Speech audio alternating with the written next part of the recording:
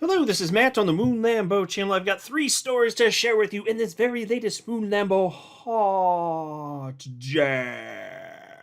Starting with this one from the Crypto Basic. Ripple CLO shares victory tweet, is settlement with SEC coming? Now, there actually is something to this, and I'll explain why towards the beginning part of the video. Now, not that I'm optimistic this is going to happen under the current administration, but things are obviously a-changing, if you know what I mean. Then there's also this headline. It's on the same topic, kind of, but I got to run through this story. Just part of it anyway. From Crypto News Flash. No settlement, says ex-SEC lawyer as Gensler secures partial win in XRP case.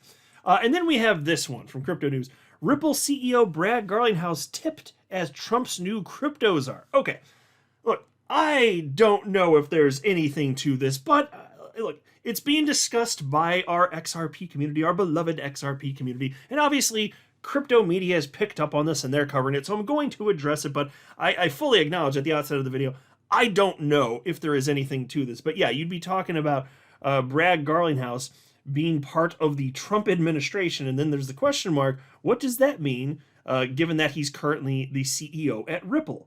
Could he do that still? Well, we'll talk about it, but before going further, I do want to be clear. I do not have a financial background of any kind. I am not offering financial advice, and you definitely should not buy or sell anything because of anything I say or write. I'm just an enthusiast who enjoys making YouTube videos about crypto-related topics, but just as a hobby and just for fun. All right, just a little bit of table setting here, just explain why this idea of this case ending sooner rather than later, words are hard, of the case ending sooner rather than later is absolutely possible. Here's a headline from November 8th, just a few days after the election here in the United States, which changed absolutely everything and to the better unquestionably, specifically as it pertains to crypto. And I don't care what your politics are, I'm willing to bet if you're in crypto, you agree with that statement. Even if you're not a big fan of the rest of the implications, and that's fine. This is not a political channel. I'm not getting into that. But look at this headline from November 8th. XRP price could soar as Ripple v. SEC case may settle by mid-2024, attorney Hogan suggests. And here is what attorney Hogan had to share. And this is from a post on social media platform X on November 7th. Attorney Hogan of the XRP community wrote the following. So, what happens to the Ripple v. SEC and Coinbase case, etc. next year? Well, I wasn't sure about the nuts/bolts of it all, so I listened to A Great Space by John Reed Stark today, and the most likely scenario is, and actually before I even read the rest, let me just note, John Reed Stark, he's a former SEC attorney, and he has been, very pro-SEC as it pertains to all the specifics of the SEC v. Ripple case. He thought the SEC was going to win. He thought that the SEC was correct. And so he's acknowledging it looks like this thing's just going to get wrapped up probably. And so for someone like him to say that, it's like, yeah, I believe he's being intellectually honest on that because it's clearly not what he wanted or what he thought should have happened. And so anyway, Attorney Hogan says, here's the most likely scenario. Number 1, Gensler steps down before January 20th. Number 2, the new head or interim head sends out marching orders that all non-fraud crypto cases need to be disposed of. 3, the litigation team looks at each case and recommends to either settle or dismiss each and brings their recommendations to the commissioners who then vote yay or nay. There will now be 3 reps appointed, Republicans appointed, so it will be yay, meaning yes. My thoughts on specific actions. Number 4, the Ripple case or any case with a ruling will be settled for the judgment amount, $125 million. It would be awkward to settle for less than what was already awarded by a court. Number 5, the Coinbase and other cases in litigation will simply be dismissed. And number 6, this will take some time, not January, but perhaps before summer. That's my call, and I'm sticking to it. And I'll say this, thankfully the appeal... It's absolutely, we can already see this. It's not, preventing XRP from participating in this bull run, which makes sense because XRP does have legal clarity and the SEC is not appealing that. They're appealing other aspects of the Judge Torres decision in that case, but they're not going after XRP specifically in that way anyway. So, and I think that it's very clear that speculators get that. Speculators do, which is why XRP has been running in recent weeks, which you love to see. But that said, this is, when this all happens, it's probably it's probably going to be after the bull runs over. That would be my guess. I would not be surprised. Don't know for sure, but that would just be my for fun guess. Because I think you're probably going to see the market peak within the next several months or so. And then we have this brand new headline. Ripple CLO shares victory tweet is settlement with SEC coming. Well, I won't look. I'm with Attorney Hogan on this. I'm yielding to his sage wisdom. I believe that actually makes a ton of sense here. I actually don't need to read through this whole article. Let's just go to the post that they were referencing here. This is what Stuart Alder shared. Victory has 1,000 fathers, but make no mistake. The courage of Brad and Chris and the resilience and expertise of Ripple legal team, most of whom are nameless and never sought the Twitter spotlight, paved the way. Ripple provided the blueprint to defeat Gary Gensler's inexplicable war on crypto. We kept the door open long enough for the industry to survive and seize this incredible moment. The faith and support of the XRP army provided much needed hope in the darkest days. Thank you.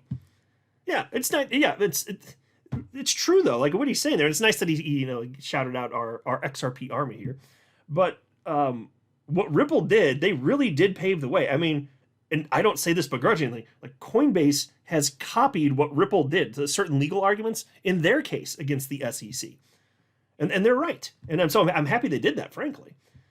And so here we are, better for it. And so, but anyway, since he posted this, there's wondering, okay, is something going on behind the scenes? Well, I mean, frankly, I'm not expecting anything before the new administration is actually in charge, which brings us to this article here from Crypto Newsflash. No settlement, says ex-SEC lawyer as Gensler secures partial win in XRP case.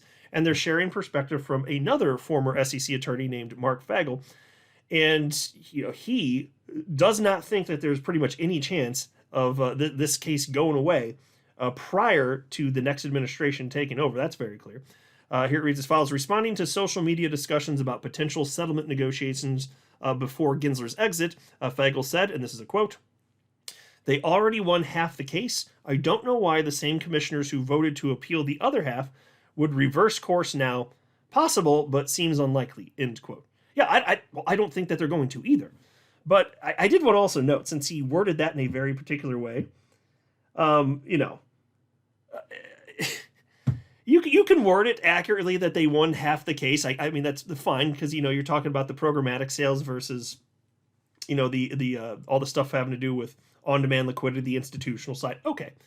But the truth of the matter is Ripple won on everything that actually matters. And certainly for us here in the XRP community, Ripple won on everything that matters in terms of XRP getting legal clarity. So if you want to word it like that, okay, go ahead. But the truth of the matter is Ripple, they'd prefer that everything went their way, but there's a reason they threw a party in September of last year, months after the victory. They threw that party in New York. That's why, because it was that big. If they thought they only got half, there'd be kind of maybe a little mopey and down in the dumps. No, they got everything that mattered. So if you're talking in terms of quantity, because fine, even if it's split down the middle, it's half and half, and they lost half. The half that they lost, then even if that's true, they don't really care that much. They really don't. It just doesn't matter. But still, yeah, as far as this thing concluding after you get a new SEC chair, yup, you better believe that. That's what's most probable. I firmly believe that. And then there's this rumor. And again, like I said, I don't know if there's anything to this, but I'm going to cover it because it's in the news. Our community talking about it is what it is. The headline again, Ripple CEO Brad Garlinghouse tipped as Trump's new crypto czar. And this would be kind of cool. But anyway, piece reads as follows. Former Ripple director Sean McBride has fueled speculation about Ripple CEO Brad Garlinghouse potentially being tapped for a crypto-focused role in Donald Trump's White House. The position, rumored to be the first of its kind, would signify the administration's increasing interest in regulating and fostering innovation in the crypto industry. McBride shared his insights on X, responding to questions about the potential appointment. There is a real and growing possibility Brad Garlinghouse will be chosen as Trump's new crypto czar, the ex-Ripple exec wrote. Here, I'll show you the exact post. This is what he wrote for. I mean, that is it. It's right on the screen there. There is a real and growing possibility Brad Garlinghouse will be chosen as Trump's new crypto czar. So I don't know. In looking at the replies, maybe I missed it. I didn't see where he's got some sort of source here, and if he does have one, then maybe he just doesn't want to say it. But He does know people. He was formerly at Ripple. He could have heard something through the grapevine. That's certainly plausible. I'll give him that at a minimum here. And he wrote in a separate post that's on your screen there, he said, this isn't a joke. He's being dead serious about this. I don't know why he'd say that if he didn't have something. That's a weird thing to just make up. So hopefully they're really, I mean, is something to, I mean, it would be kind of cool. But then there's also this question, okay, if Brad Garlinghouse is actually going to be part of the Trump administration, what's that mean for his position over at Ripple? So take a look at this thread. Somebody named Neatsbucks responded to Sean McBride and wrote, would this scenario mean stepping down as CEO? Sean McBride, former Ripple employee, said yes, and I have a good idea who would take his place. Okay, so that means that Brad would be gone. Brad would no longer be working at Ripple, and presumably be taking a massive pay cut. Presumably. I mean, come on, CEO of Ripple versus an administrative role at the Trump White House, probably not going to pay the same. And maybe he wouldn't care though. I mean, he's sufficiently affluent, you know. Maybe he wouldn't care. You know, people don't only make career decisions based on compensation, though it is obvious for most people. It's a driving factor, a major factor, maybe the most important factor. For Brad Garlinghouse, maybe it wouldn't be. But anyway, then Neatsbucks asked Sean McBride, what would be the advantage for Brad or Ripple to lose him as CEO? Sean McBride responded, I think the timing works for Brad and Ripple, given some of the other things happening publicly and behind the scenes. Things winding down, finally, with the lawsuit, potentially gearing up for an IPO, potential merger and acquisition, launching new products, etc. The same could be said for staying. We will see what happens. Okay, so there we go. I don't know if there's actually anything to this. Like I said, for the third time, unsubstantiated rumor at best here. But again, since it is a former Ripple employee, it's hard to imagine just like for the fun of this, just make up stuff like that. So maybe there is something to it. So I just wanted to cover it, and if anything comes of it, we'll know sooner than later. But it would be weird to not have Brad Garlinghouse as CEO, because the whole time that I've been in the XRP community, Brad's been the guy at the helm at Ripple. But I'm sure they put somebody highly qualified in charge, and everything would be perfectly fine. But it would, you know, for anybody in the community that's been around this long, I think it'd take a little bit getting used to, but it's fine. Things always change. I mean, Chris Larson used to be the CEO, and now he's just on the board. You know, Chris Larson, of course, was a co-founder of Ripple. So things change. And Brad Garlinghouse, actually, when he came on board at Ripple, his first job was not CEO. I can't remember what it was. He might have been vice president or something. I have to look it up. But he had some sort of executive style role. And then when Chris decided he no longer wanted to be CEO, then Brad Garlinghouse took over. So we'll see what happens, folks. That's the rumor. We'll see what happens. You guys tell me what you think in the comment section below. I'm not a financial advisor. You should not buy or sell anything because of anything I say or write. That would be a very, very, very bad idea. Until next time, to the moon, Lambo.